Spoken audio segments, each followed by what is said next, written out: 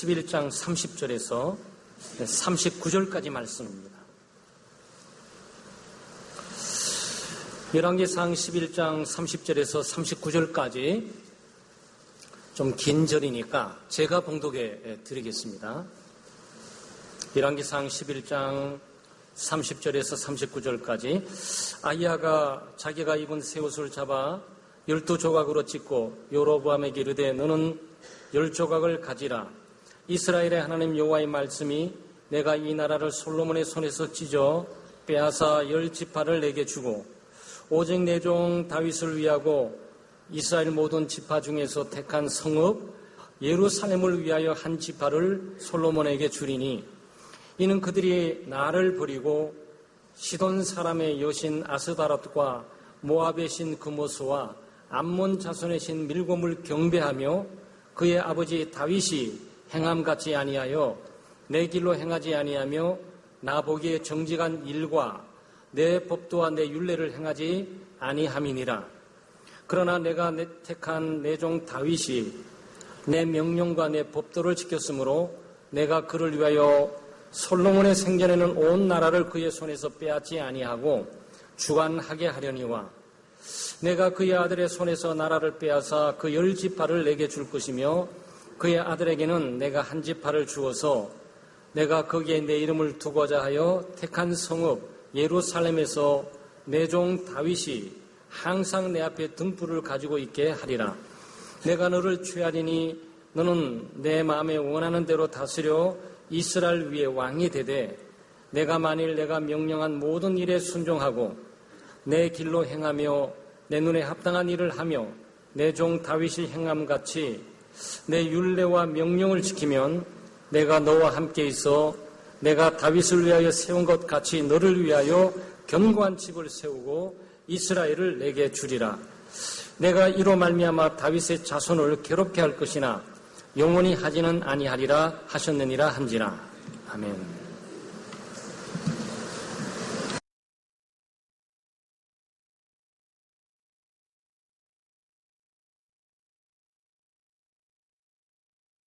오늘은 전쟁이 주는 교훈이라는 제목으로 말씀을 나누겠습니다. 성경의 역사는 전쟁의 역사를 기록하고 있습니다. 인류의 역사도 전쟁의 역사로 얼룩져 있는 거죠. 그 현대사에서도 역시 많은 전쟁의 역사를 남겨놓고 있습니다. 세계 인류는 큰 전쟁을 치루었습니다. 아마 교우들이 잘 아는 대로 세계 제1차 대전, 그리고 세계 제2차 대전, 그리고 한국 전쟁, 베트남 전쟁, 이런 큰 전쟁을 겪고 고통을 받았습니다. 아마 한국 전쟁은 바로 한반도에 일어나는 바로 우리에게 일어났던 전쟁, 이 작은 국토에서 막 치열한 전쟁이 일어났습니다. 우리 대한민국 국군뿐만 아니고 연합군들, 미군들, 북한군들, 중공군들, 또 경찰, 민간 할 것 없이 다 쳐서 한 300만 명 정도가 이 사상자가 생겨났습니다. 그러니까 300만 명 정도가 죽고 그리고 엄청난 부상을 당했던 그 전쟁입니다. 그 당시 300만 명이면 굉장히 큰 인구들인데 그 많은 인구가 이 좁은 땅덩어리에서 죽어가고 다쳤습니다. 오늘은 6.25 전쟁 67주년인데 정확하게 아마 역사적으로 보게 될 때 1950년 6월 25일 새벽 4시가 전쟁이 발생됐던 거죠. 아마 우리가 67년 전으로 돌아가게 되면 지금이 11시 30분이니까 전쟁 발생 거의 한 많은 시간들을 지금 흘러가고 있는 중에 있다고 보는 거죠.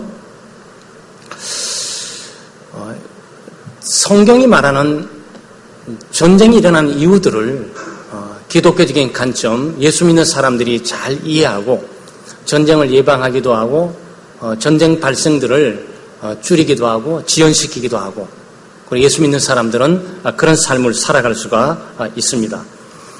첫째 무엇보다도 전쟁은 범죄로 말미암아서 일어납니다. 아마 우리가 오늘 다루고 말씀을 묵상하고 있는 것은 성경에 기초한 것이고 신앙적으로 우리가 바라보는 거죠. 전쟁에 대해서 예수를 믿지 않는 사람들의 세계, 곧바로 이 교회 밖에서는 신앙적으로 생각하지는 않습니다. 성경적인 것에 근거해서 생각하지 않습니다. 그냥 전쟁 그러면 심리적으로, 그리고 사회학적으로, 그리고 이념적으로, 그리고 정치적으로 해석할 뿐이에요. 북쪽이 싸웠을 때 공산주의와 민주주의 이념 대립으로 말미암아 불가피하게 전쟁이 발생됐다. 이 정도 얘기할 수 있을 뿐이에요. 그 이상 어떤 것들을 설명할 수가 없습니다. 그런데 성경에는 그 전쟁을 그 이상의 의미로 우리들에게 가르쳐주고 있죠.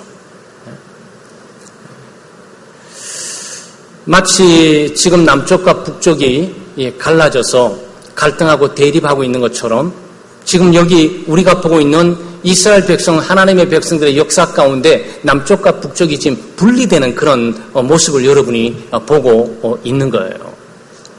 사실은 이 다윗 시대는 통일왕국 시대였습니다. 그래서 다윗은 이스라엘 통일왕국을 지배하고 통치하던 왕이었는데 그 아들 솔로몬에게 나라를 물려줬어요. 솔로몬에게 나라를 물려줬는데 나라를 물려주니까 남쪽과 북쪽이 없이 그냥 한 나라를 이렇게 물려받은 거예요. 근데 지금 여기에 나눠지고 있단 말이죠. 남쪽과 북쪽이 나눠지고 있어요. 그래서 북쪽에는 10지파가 올라가서 이렇게 분단되면서 10지파로서 거기에 보통 이스라엘이라고 부르는 나라가 세워지게 되는 거고, 이 남쪽은 다윗 계통에 있는 솔로몬을 중심으로 한 지파를 가지고, 그리고 여기에 지금 남쪽에 예루살렘 중심으로 남아있는 거예요. 그러니까 북쪽은 이스라엘이고 남쪽은 유다, 이러면서 이 남북 분단이 일어난단 말이죠. 바로 우리는 그 현장 가운데 지금 가 있는 거예요. 그 현장을 지금 역사적으로 조망하고 다루면서 이 전쟁의 의미가 무엇인지를 보게 되는 거죠.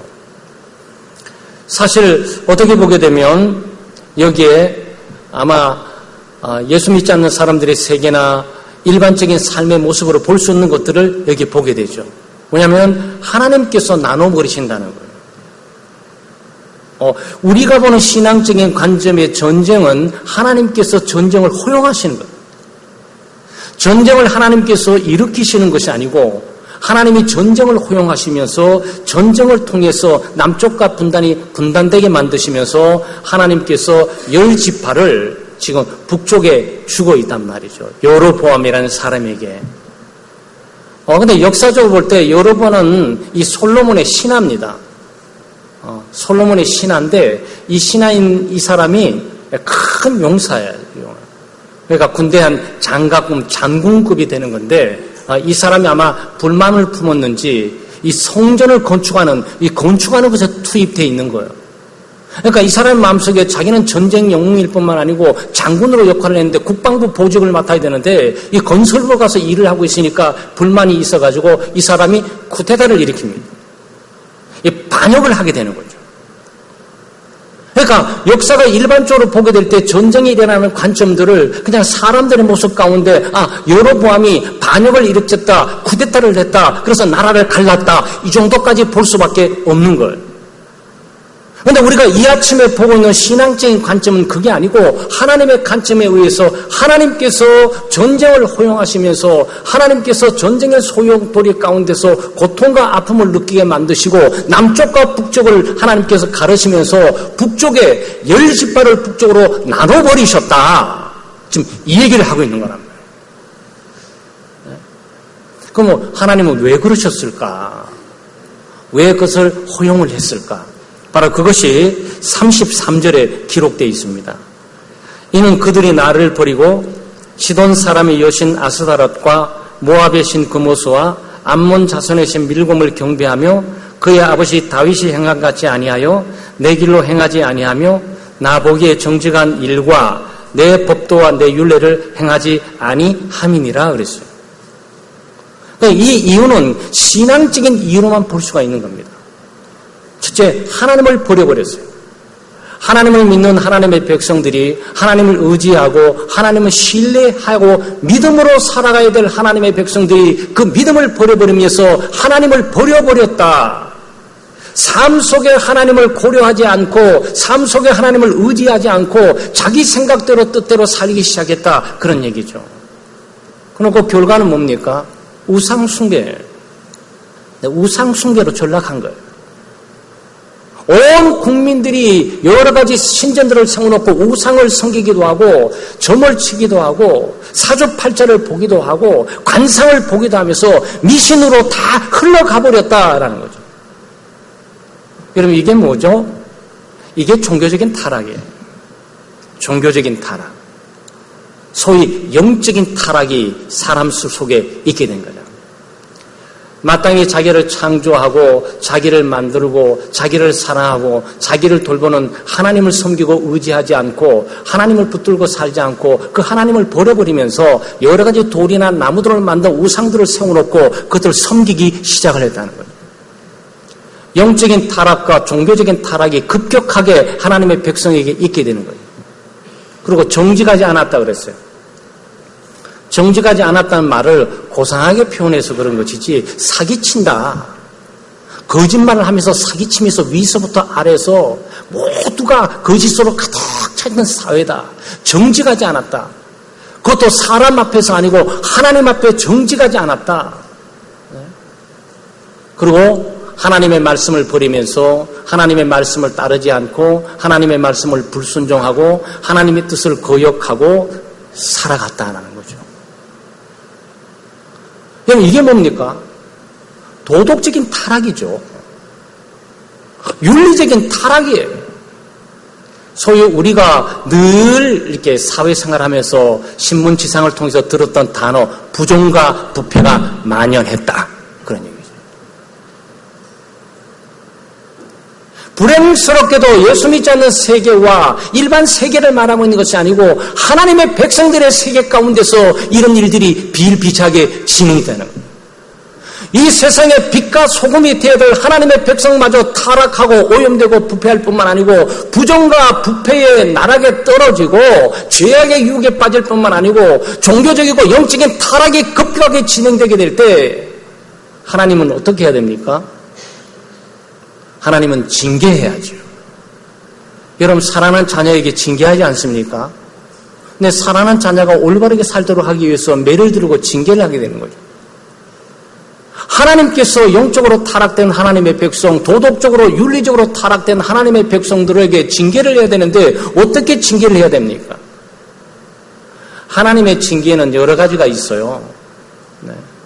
자연재해, 곤충이라든지 가뭄이라든지 또 극심한 어떤 고통 가운데 있게 하는지 또 질병을 준다든지 성경적인 개념이에요. 예수 믿지 않는 개념에서는 이 개념을 나오기가 어려워요. 사회 현상에 일어나는 수많은 재난과 이 사고들을 해석할 수 있는 것은 그저 인재다. 네? 이런 것 정도를 말할 뿐이에요. 그런데 우리가 말하고 있는 것은 여기 말하고 있는 것은 범죄로 말미암아서 진행된단 말이죠.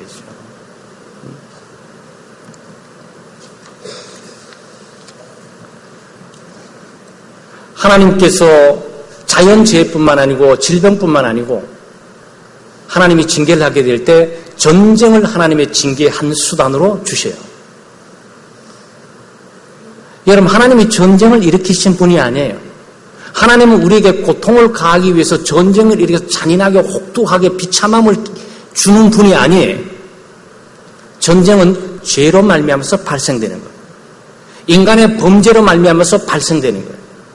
하나님께서 그 죄를 억제할 뿐만 아니고 죄를 징계하고 심판하는 한 방법으로 하나님께서 자연재해를 사용하시기도 하고 하늘을 여시고 소돔과 고모라처럼 유황불을 때리기도 하고 하나님께서 홍수를 통해서 다 쓸어버리기도 하고 하나님께서 가뭄을 주었고 그 목말로 죽게 만들기도 하고 질병을 주셔가지고 질병 가운데 고통을 받게 하기도 하고 하나님께서 그냥 관리하시고 돌보시던 것들을 손을 띄심으로 말미암아 자기들끼리 싸우고 다툼을 통해서 전쟁 속에 빠짐으로써 하나님이 징계하는 한 방법을 하시기도 한단 말이죠.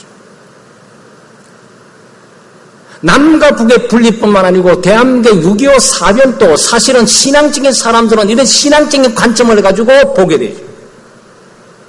남쪽과 북쪽의 싸움이 단순히 이념적이고 민주주의와 공산주의 대립과 갈등만이 아니라 바로 여기에 인류의 범죄, 대한민국 사람들의 우상숭배와 미신들, 그리고 부정직함과 부패와 부정 속에 있었던 것들에 대한 범죄, 하나님께서 한 심판의 방법으로 그렇게 하실 수도 있는 거예요. 예수 믿는 사람들은 일어나고 있는 수많은 사건들을 믿음의 눈을 가지고 신앙적으로 해석을 하기 시작. 그렇게 되면 회개하지 않겠습니까? 네?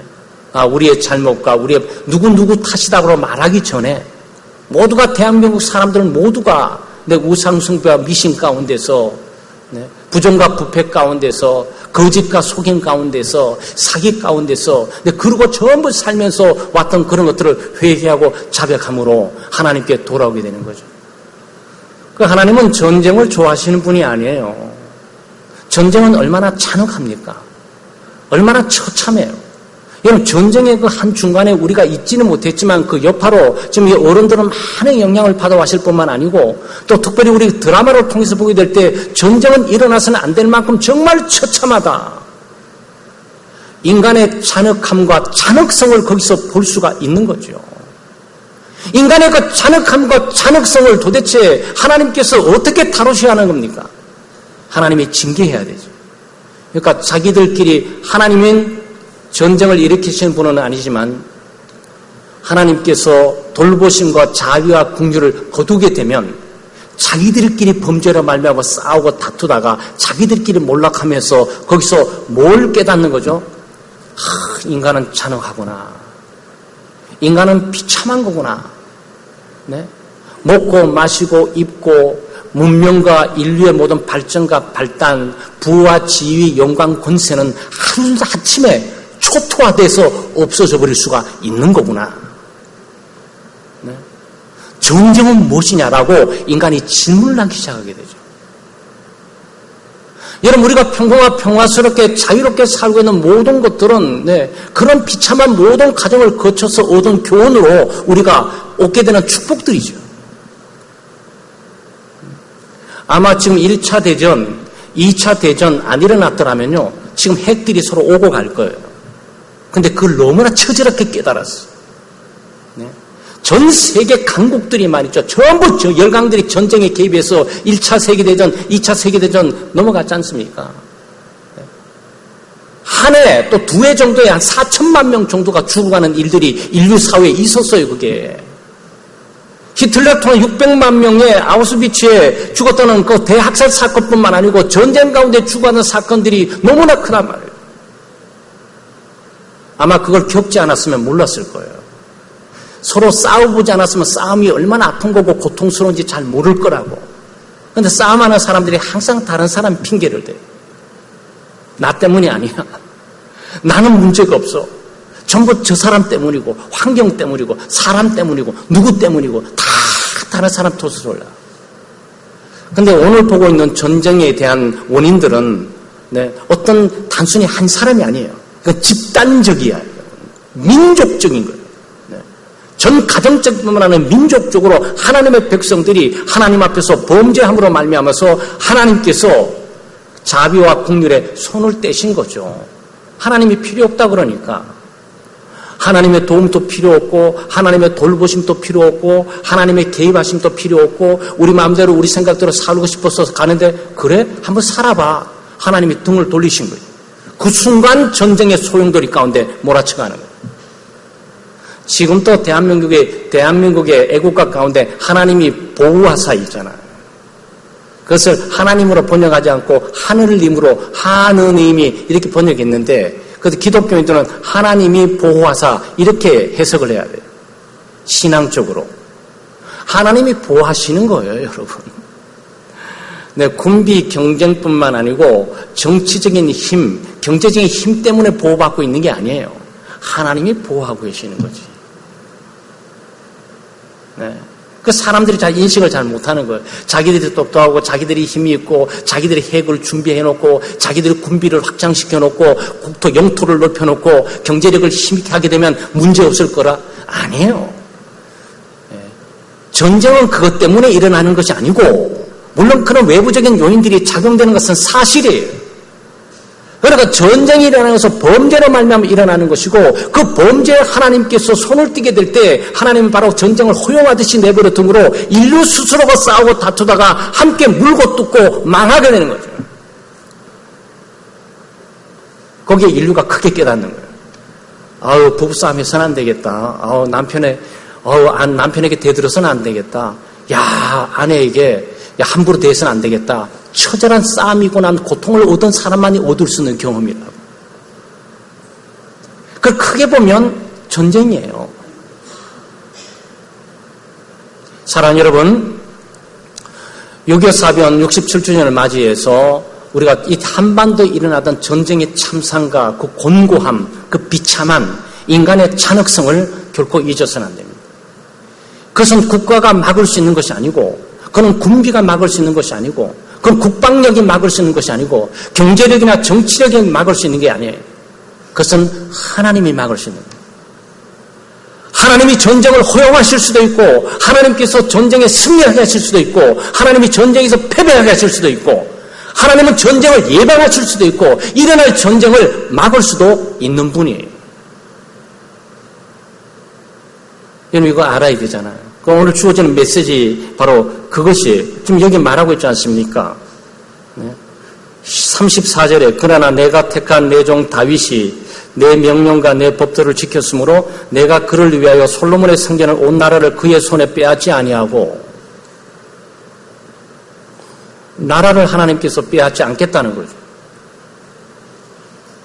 주관하리 하는가? 이게 무슨 뜻이죠? 이거는 미국, 이거는 영국, 이거는 대한민국, 이거는 북쪽, 이거는 남쪽, 이거는 중국, 이거는 일본, 너는 안 돼. 그 다음 누구, 그 다음 왕 누구, 또 이상한데 빼고, 그 다음 누구. 이거를 누가 한다고? 국민들이 뽑아서 한다고? 대한민주주의는 그렇게 했죠. 신앙적인 눈은 대한민국 국민들이 투표를 뽑을지라도 세우는 분은 누구라고요? 하나님이시라. 모든 주권과 역사를 다스리고 통치하는 힘과 능력을 갖고 계시는 분이 하나님이세요. 하나님의 백성들은 바로 이 전쟁 가운데 전쟁을 경험한 뿐만 아니고 전쟁의 역사 가운데서 하나님의 존재를 인식해야 돼요. 하나님을 의지하고 신뢰할 뿐만 아니고 하나님의 말씀을 두려워 떨고 하나님의 말씀대로 살고 있는지를 점검하고 또 하나님의 말씀을 따라 정직하고 올바로 살려고 노력하고 하나님 관계를 올바로 하고 그 다음 우상이나 미신들을 타파하고 그러고 살아가야 된단 말이에요. 바로 그게 애국자예요. 그게 자기만 잘 사는 길이 아니고 자기 가정만 잘 사는 것이 아니고 넓게 보면 국가의 자유와 평화, 번영을 지키는 유일한 방안이라고. 대한민국 국민 한 사람 한 사람 모두가 애국할 수 있습니다. 정치인만 애국하는 것도 아니에요. 경제가 많아서 국가에 많은 경제를 상납하는 사람만이 아니에요. 국민 한 사람 한 사람이 깨어 기도할 뿐만 아니고 위정대가 하나님의 장중인이 있고 하나님의 쓰임받도록 하기 위해서 참으로 하나님을 의지하고 신뢰하고 기도할 줄 아는 하나님의 백성인 거죠. 두 번째, 전쟁은 인간의 탐욕이나 정욕 때문에 일어납니다. 인간의 탐욕이나 정욕, 이것은 내부에 있는 거죠. 전쟁은 외부적인 요인만 있게 있는 것이 아니에요. 사람들이 전쟁이나 다툼, 분쟁이 일어나게 되면 너 때문이다, 너 때문이다, 이것 때문이다, 이 조건 때문이다, 자꾸 환경, 외부적인 것에서 많이 원인을 찾아요.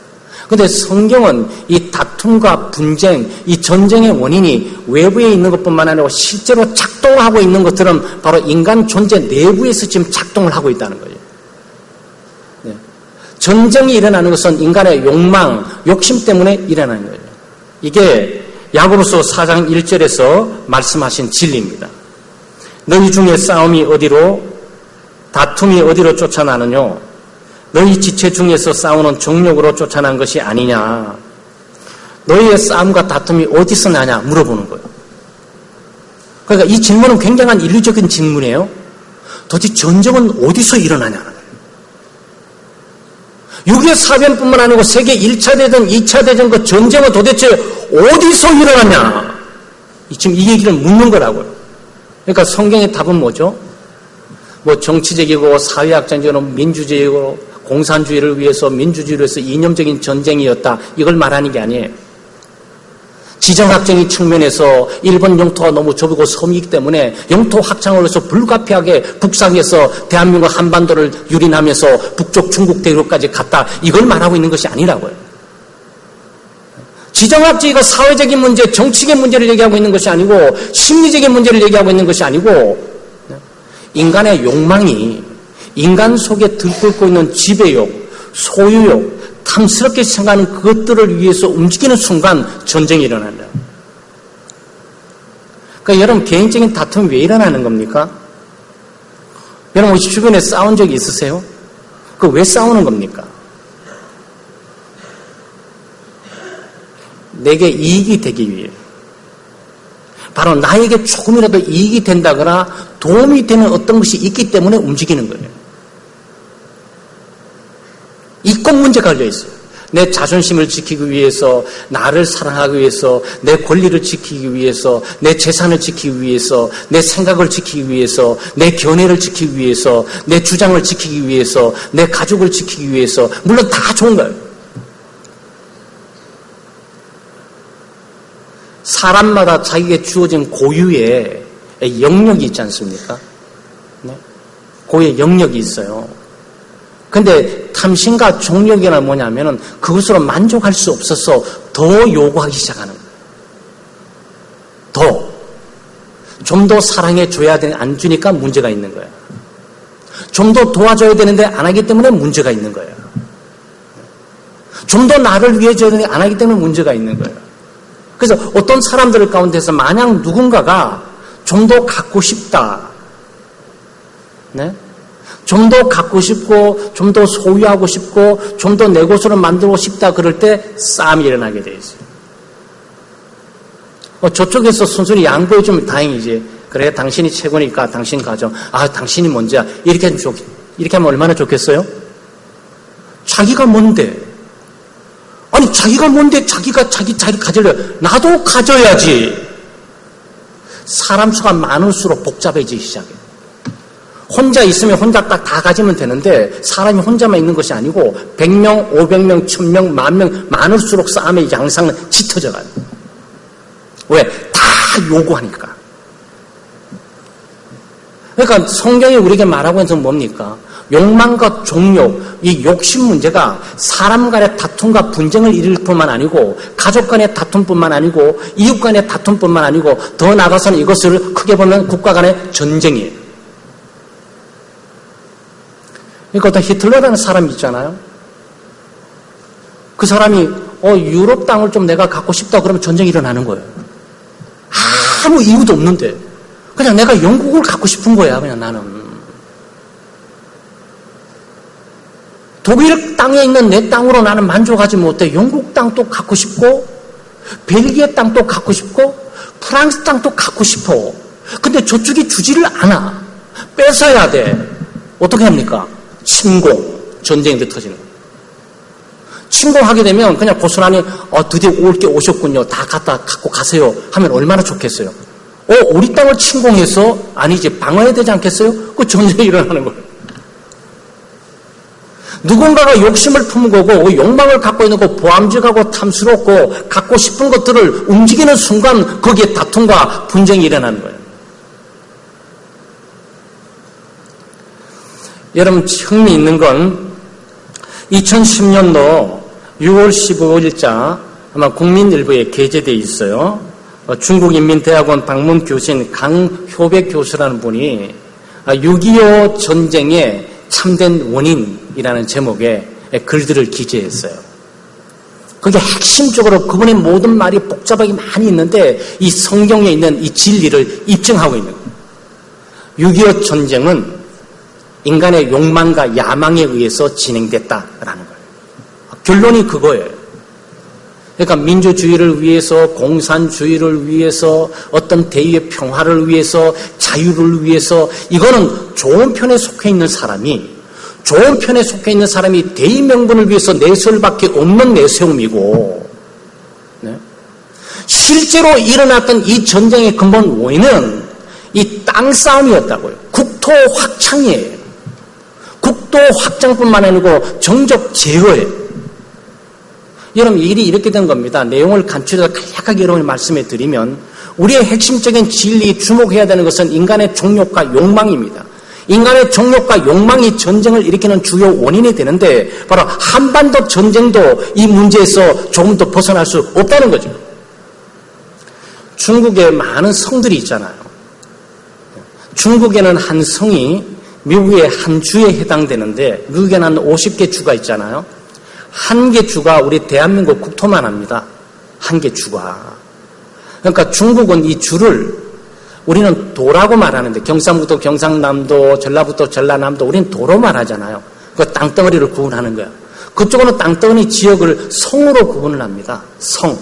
그래서 한 성, 두 성, 삼성, 뭐 이렇게 말해요. 동북 삼성이 있어요. 동북 삼성은 지금의 만주입니다. 만주, 동북 삼성. 그 당시에 동북 삼성을 지배하고 통치하는 사람이 누구냐면은 공산당 제1서기 가오강이라는 사람이에요. 가오강이라는 사람이 이 동북 삼성, 지금 만주의 세 성을 지배하고 통치했는데, 이 사람이 중앙정부의 지시와 통제를 받고 싶지 않는 거예요. 우리가 참 경상남도, 경상북도, 경기도 지배하고 통치하는 이 지사가 대한민국 정부 속에 통치받고 싶지 않다, 그런 얘기예요. 자기 왕국을 세우고 자기 세력을 확장하면서 독자적인 세력을 세도하고 싶은 거예요. 그 사람의 욕심이에요. 그 사람의 욕망이라고. 그런데 그 힘을 받으려면 어떻게 해야 됩니까? 소련의 지지가 이제 필요한 거예요. 중국 정부 내에 힘을 행사하려면 소련 정부의 힘을 받고 더 친소련주의자로 여기 있는 거죠. 네? 그러니까 얼마나 복잡하겠어요? 중국 중앙정부 쪽에서 볼 때 동북 삼성 쪽 만주 지역이 우리의 통제를 받지 않고, 모택동을 말하는 겁니다. 모택동의 통제를 받지 않고 계속적으로 중국의 스탈린의 통제를 받으면서 그 지역에 있는 모든 정부 기관에 있는 사진은 뭐 독등의 사진이 있는 것이 아니고 스탈린의 사진이 붙어 있다고. 이런 상황을 이해하셨어요? 지금 정치적인 상황들을 말씀드리고 있지만, 여기에는 인간의 욕망이 있어서 이 땅덩어리를 내가 지배하고 통치하고 싶은 거야. 그런데 김일성이라는 사람이 또 남쪽 땅을 갖고 싶어. 이 전체를 다 장악하고 지배하고 싶은 거예요. 그래서 소련의 도움을 요청하면서 허락을 받고 남쪽을 침공을 한 거라고. 그 남쪽을 6.25 사변이 일어나고, 우리 오늘 지나면 67년 전에 새벽 4시에 이 발생하면서 전쟁이 일어나서 남쪽으로 몰아오면서 낙동강까지 밀려왔지 않습니까? 그런데 다 공산화되는 바로 그 지점에 메가드 인천 상륙 작전을 통해서 드디어 북상하면서 김일성을 몰아내가는데, 김일성은 평양을 넘어가지고 두만강까지 진출해 가게 되죠. 이제 낙동강 전선에서 두만강 전선으로 가게 되죠. 승리가 코앞에 있는 거 아니겠어요? 그런데 여기서 문제인 거죠. 김일성이 소련에게 도움을 요청하는 거예요. 군사를 보내달라고. 근데 소련은 군사를 안 보내요. 왜 안 보내는지 아세요? 이번 기회에 동북 삼성을 지배하고 통치하고 싶은 거야. 그러니까 동북 삼성을 지배하고 통치하고 싶어서 개입을 해야 되는데, 개입한 빌미가 없었는데 김일성이 요청하니까 동북 삼성 만주로 도피하라고. 우리는 전쟁 물자 보낼 수 없고 인물을 보낼 수 없다. 그냥 만주로 도피해가라. 김일성이 두만강을 넘어서 만주로 가는 그 순간 소련이 개입하면서 동북 삼성을 장악하는 것이 소련의 계획이에요. 그건 스탈린이 갖고 있는 욕망과 야망이에요. 그러면 중국 중앙정부는 어떻게 하는 겁니까? 중앙정부는 넘어오면 안 돼. 김일성이 두만강을 넘어오면 안 돼요. 넘어오면 소련이 개입하는 거야. 그러니까 계속적으로 김일성 넘어오지 못하게 하라. 대신에 우리가 군대를 파견한다. 말아. 우리가 군대를 파견한다. 근데 군대를 중앙정부가 파견할 힘이 없잖아요. 동북 삼성의 가왕의 지배 아래에 있었던 모든 군사와 물적 자원을 지원하라고. 왜냐하면 중앙정부는 가왕을 제거해버리면서 동북 삼성을 중앙정부 기관 속에 두고 싶은 거예요. 여러분, 우리가 일어나는 어마어마한 사건이 몇 사람의 머리에 의해서 이렇게 움직이고 있다는 사실이 얼마나 놀라운 일인지 아세요? 그냥 동북 삼성을 누가 갖고 싶으냐 때문에 한반도에 전쟁이 일어나는 거야. 고려당 상황에 세워 터득짓은 말이죠.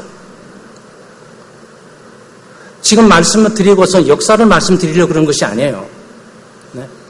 거기에 얼마나 많은 젊은이들이 아마 미국 쪽에 오는 사람은 자유수호를 위해서 파견됐을 거야. 연합군들은 민주주의, 이 사상의 투정 가운데 젊은이들을 파송했을 거야. 공산주의 가운데 공산주의를 지키고 보존하는 것을 파송했을 거예요. 그런데 사실은 모택동이 동북 삼성을 갖냐, 스탈린의 동북 삼성을 갖냐, 김일성이 남쪽과 북쪽을 다 장악하냐, 이 세 사람의 작동인 거예요. 그냥 세 사람이 누군가 나 포기하겠습니다 그러면 끝나는 일이라고. 그거는. 근데 그걸 갖고 싶은 걸 포기할 수가 없는 거예요. 그러니까 여기 그걸 말하는 겁니다. 인간의 욕망과 종용, 야망이 전쟁을 일으킨다고. 저는 역사적인 측면을 여러분 말씀드리려고 그런 것이 아니고, 네? 성경의 진리가 얼마나 사실임을 입증해 주려고 하는 거예요. 여러분, 우리의 싸움과 다툼도 마찬가지예요. 그래서 이건 무엇을 말하고 있는 겁니까? 기독교인 지도자들은 네? 인간 계획대로, 뜻대로, 사고방식대로, 마음대로, 욕망과 야망에 따라서 결정하면 안 된다는 거죠. 여러분, 저 큰 위치에 있는 사람은요, 그냥 어떤 분들은 보통 예수 안 믿는 분들은요, 그냥 포도주 한잔 마시면서 이거 도장 찍어버려요. 도장 찍는데 저기는 사례가 막 일어난다고. 얼마나 무서운 일이냐고. 바로 여기에 우리가 전쟁이 주는 교훈은 뭐냐면 인간 존재를 경계해야 된다. 내 자신마저도 말이죠. 내 욕심과 욕망에 의해서 일어나는 수많은 다툼과 분쟁거리를 내 자신이 포기하고 양보하고 그리스도를 따름으로써 그 평화와 자유를 보존하는 방향으로 가야 하는 거예요. 그런 높은 위치에 있는 사람일수록 마찬가지예요. 높은 위치에 있는 사람들일수록 사인을 한다거나 도장을 하게 될 때 정말 기도해야 돼요. 저는 개인적으로 링컨 대통령을 존경할 뿐만 아니라 왜 좋아하는 줄 알아요? 그분은 백악관에서 기도실이 있어, 대통령이. 그래야지. 그렇지 않겠습니까? 이 중요한 수많은 사람들에게 미치는 자유와 평화, 번영의 이 문제가 달려있는데 여기 이 사인을 어떻게 막을 수가 있냐고. 자기 마음에 든다고 사인해주고 자기 마음에 안 든다고 사인해주고 그렇게 감정적으로 기분에 따라서 할 수 있는 문제가 아니죠. 기도해야지. 이게 하나님의 뜻인지 아닌지, 이게 하나님의 뜻인지 아닌지, 이게 하나님의 말씀에 부합한지 아닌지. 여러분, 이게 단순히 정치인들에만 해당되는 겁니까? 우리 모두에게 다 해당되는 삶 아니겠어요? 우리 개인적인 욕심과 야심 때문에 얼마나 가정에 다툼이 있고 분쟁도 있고 가족들의 고통과 아픔도 주고 교회 공동체의 아픔과 고통도 주고 그러고 살아갑니까? 그러니까 우리 예수 믿는 사람들은 전쟁의 교훈에서 인간은 믿을 수가 없다. 인간은 참으로 잔인무도할 뿐만 아니고 잔악하고 잔인하다. 그리고 우리는 기도해야 된다. 만약에 젊은 사람으로서 정치인이 되게 될 때 하나님의 말씀을 따라 두렵고 떨림으로 정치를 해야 된다라는 이것들을 갖는 것도 중요하지만 우리 모두는 나이가 다 들어서 정치인이 되어서 다 학창시절로 다시 돌아갈 수는 없잖아요. 그럼 우리는 뭘 할 수 있을까? 민족과 국가를 위해서 나라의 번영과 자유, 네? 이 평화를 위해서 우리는 무엇을 할 수 있을까? 여러분, 그래서 기도하셔야 돼요.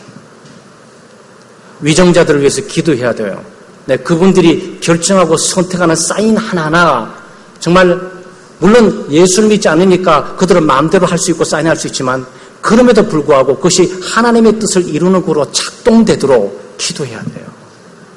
고레스 왕이 그렇지 않습니까? 고레스 왕이 갑자기 왕이 되고 난 다음에 이스라엘 백성들에게 백성들 바벨론 다 포로로 잡았는데 바로 느헤미야, 에스라에게 너희들은 고국으로 돌아가고 모든 물자를 다 가지고 고국으로 돌아가서 예루살렘을 건축하고 너희 나라를 건립하도록 해라고 사인해 주지 않았냐 말이죠. 고레스는 예수를 믿는 바벨론 왕이 아니에요. 바로 하나님의 백성들이 기도하게 될 때 예수를 믿지 않는 정치인마저도 하나님께서 움직여서 하나님의 백성과 평화를 위해서 그리고 자유를 위해서 하나님께서 역사하시는 거예요. 전쟁의 교훈에서 우리가 배울 수 있는 것은 역사를 주관하고 다스리고 통치하시는 분은 하나님이시다. 하나님은 전쟁을 허용하실 수도 있고 전쟁을 막을 수도 있는 분이시다. 하나님이 전쟁이 발생되게 될 때 승리하게 하실 수도 있고 전쟁을 패배 가운데 치열한 고통과 아픔을 깨닫게 하실 수도 있는 분이시다. 우리의 모든 미래, 이 국가, 가정, 번영과 자유, 평화의 모든 미래는 우리의 노력에 달려있는 것이 아니고 하나님의 능력의 장중에 달려있음을 우리가 깨닫는 거죠.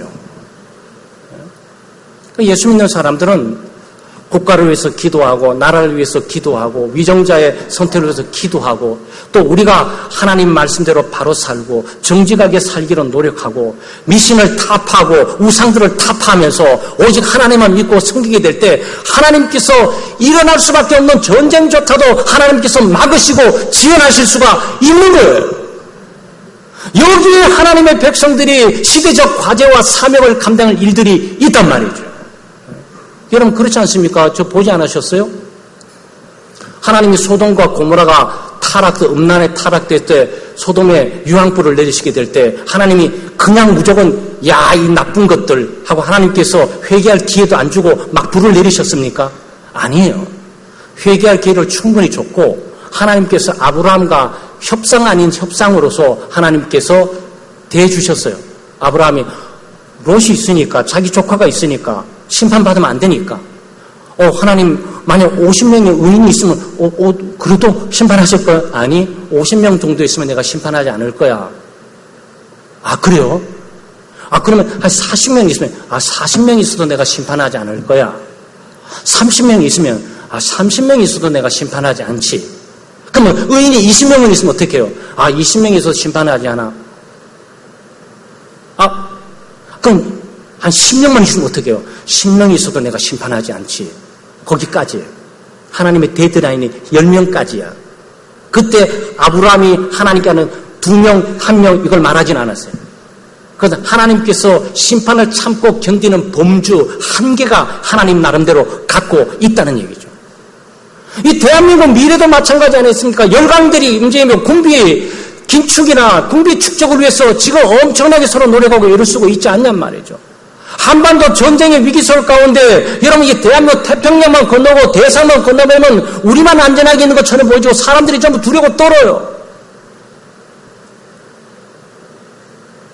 사랑하는 여러분, 기도하셔야 돼요. 나라와 국가를 위해서 기도하시고요. 우리의 자유와 평화를 위해서 기도하셔야 되고 우리 자신뿐만 아니라 가족들, 미래 후손들의 번영을 위해서 기도해야 돼요. 하나님께서 지키시고 보호하실 뿐만 아니고 그리고 우리가 바로 살기로 결단해야 됩니다. 하나님의 대한민국을 심판하실 때 심판하시지 않는 인적 조건이 몇 명 될지 모르지만 그 몇 명 안에 있는 사람이 내가 되기를 기도해야 돼요. 그렇지 않겠습니까? 하나님이 심판하려고 딱 보는데 창대교회 저 교우들 300명이 저렇게 부르짖고 있으니까 저 사람 때문에도 할 수 없군. 바로 그 인물 속에 우리가 들어있는 것이 어떻겠냐 말이죠. 바로 그렇게 살아보는 거죠.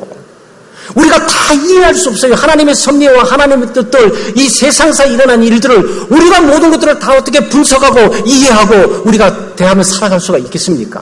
단 오늘 본문을 통해서 우리가 깨닫는 것은 역사의 주관자는 하나님이시다. 하나님은 전쟁에 승리케 하시기도 하시고 패배케 하시기도 하시고 전쟁을 허용하게 하시기도 하나님은 전쟁을 막으시기도 하시고 전쟁을 지연시키기도 하시는구나. 하나님의 백성들로서 나는 하나님만 의지하고 신뢰하고 살아야 되겠다. 그리고 하나님의 말씀을 따라 율례를 따라서 정직하게 바로 살아야 되겠다. 이것이 미치는 영향이 어떤지는 몰라도 하나님께서 불쌍히 여기서 바로 우리를 통해서라도 이 땅에 내리는 재앙과 심판들을 지연시키시고 이것들을 평화와 자유로 바꿔주시기를 기도하는 거죠.